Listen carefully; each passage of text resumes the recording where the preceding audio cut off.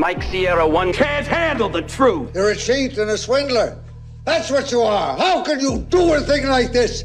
I am authorized to assure you these rumors are based on hysteria and are absolutely false. I repeat, these rumors are absolutely false. Welcome back, and thank you for joining me again as I take yet another dive into the relentless lies of Mike Zeroh. There is an old saying that states, "A leopard never changes its spots." In Zeroh's case, it's a fraudster never changes his story, more so if that story is generating a decent amount of revenue. Despite having been away for a while, I can see that Zeroh is sticking to his old habits of coming back time and time again with made-up fiction that revolves around topics that get the most views. I have covered the Gina Carano situation. I have also covered the situation with Pedro Pascal, and that was months ago, and yet here we are with Zeroh beating the same drum.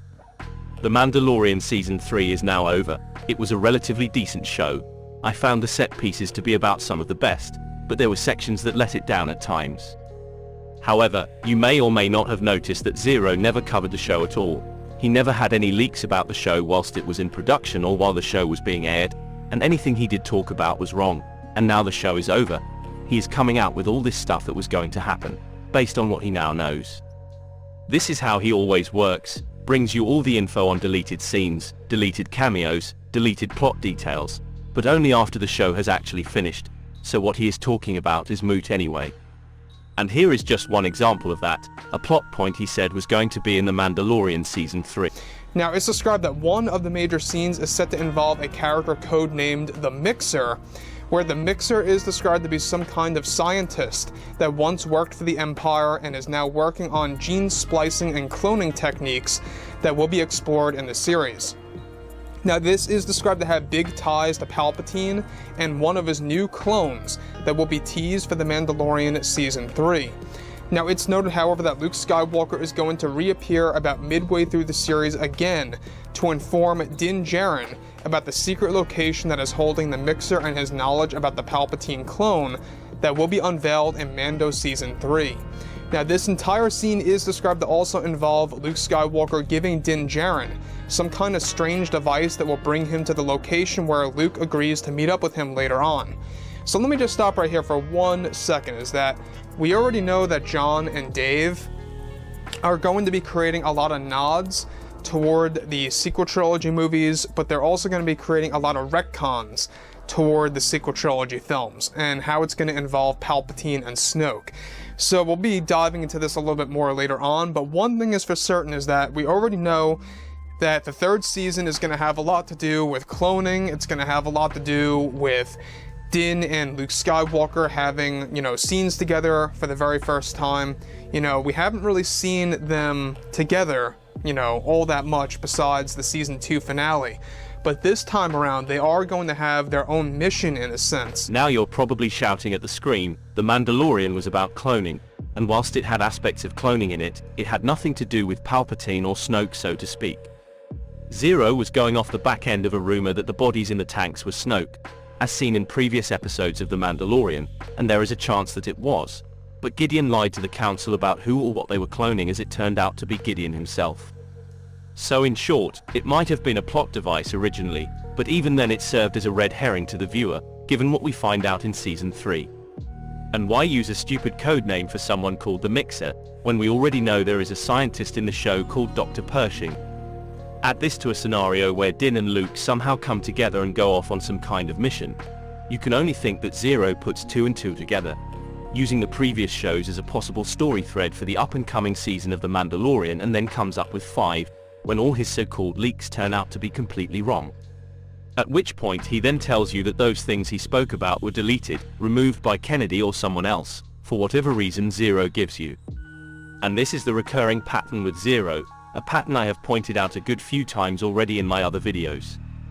He makes stuff up, and when the stuff he talks about doesn't happen, he simply pushes to one side, never to mention it again, other than to tell you that Kennedy decided it wasn't going to happen on her watch. One major story element that John and Dave are writing right now is that the Jedi gave the name Grogu to him because he forgot his name and that his memory was erased somehow.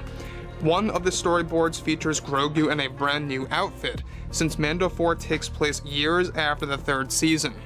In this illustration, Grogu is being carried by Luke, while Luke is standing next to Ahsoka Tano and appearing before a cloaked figure inside of a cave. In this illustration, it is labeled in its description as Luke, Ahsoka, and Yanni meet the Master. The name Yanni is said to be in reference to Grogu and listed as his real name in The Mandalorian 4, and that Grogu is just a name given to him by the Jedi when they found him lost that would lend itself to Yoda's species and their names starting with Y as follows: Yoda, Yaddle, Yanni, etc. So we stay with The Mandalorian, but now we move towards Season 4, and even though Zeroh had no idea what was going to happen in Season 3, Zeroh already knows what's coming next. He knows that storyboards have already been put in place for Grogu and how his name is being changed, even though we ended Mando 3 with him now being called Din Grogu. In Season 4 of Mando he will be called Yanni, which by all accounts is his real name, and Grogu was a name given to him by the Jedi who found him. What I do find strange about this is that Ahsoka never picked up on this when she communicated with him and learned his name whilst doing so. You would have thought she might have sensed that Grogu wasn't his real name. Anyway, it doesn't matter, because 14 days after that clip was made, Zeroh came out with this. His real name, and about his true backstory, and how Favreau openly stated that his ultimate true identity and his backstory will break the internet and be talked about for years. Now, with that being said, what's even all the more exciting has a lot to do with a handful of storyboards that have been illustrated for The Mandalorian Season 4 that reveals a lot about Grogu, aka Baby Yoda, aka Yorol, as we have discussed a couple of weeks ago. 2 weeks ago on the 14th of November 2022, his name was Yanni. There were storyboards to that effect, and then on the 28th of November, 14 days later, his name is now Yorol Lynch. Now, whilst I will concede that people can change their minds about something, I would have a hard time thinking that Favreau would do a shed load of work and then think to himself, nope, I don't like that name, let's change it, and then have to rewrite a good amount of the script. The only person changing the names here is Zeroh. And talking of changes, please indulge me on this one, as I take you back to a clip from one of my own videos dated the 19th of February 2023. Bob Iger is already in the process of rehiring Gina Carano, in giving her up to 8 months to make an official decision on her return to the franchise. If you have watched any of my other videos, you will know that we have touched on this before, and as a consequence of that, you're probably sick of hearing about it, but this is Zeroh for you, and I need context yet again. I have also stated without any hesitation that Zeroh will use Gina's firing for as long as he can, and also her rehiring for Mando Season 4.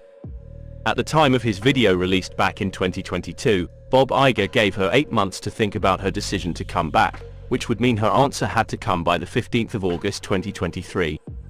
But after that video from December the 15th, 2022, we only had to wait 1 month and 13 days before Zeroh came out with this. So it'll be interesting to see exactly which side she takes, but for now, behind closed doors, she is rehired for Mando 4. It's just a matter of her accepting that, and she has to accept it by this April before they begin actually, producing the actual new season. Again, you have to take note in regards to the language being used here. She is rehired behind closed doors. Her fate has seemingly been preordained for her.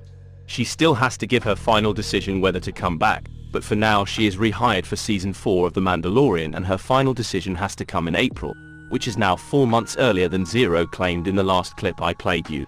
This is actually, believe it or not, moving along very well. In fact, it's all really down to Gina's decision right now until May. She's got until May to make a decision. Bob Iger wants her back. He's welcoming her back with open arms, as well as the Disney board members. To them, it's a marketing move, yes, but to John and Dave, they just genuinely want her back. Her decision had to come in August, then it was April, and finally Gina has to give an answer to her return in May, which is now 3 months earlier than he first stated.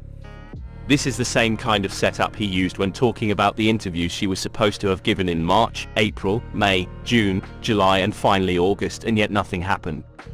He has rolled out the same thing, but this time it's all about her coming back as opposed to phantom interviews she never did.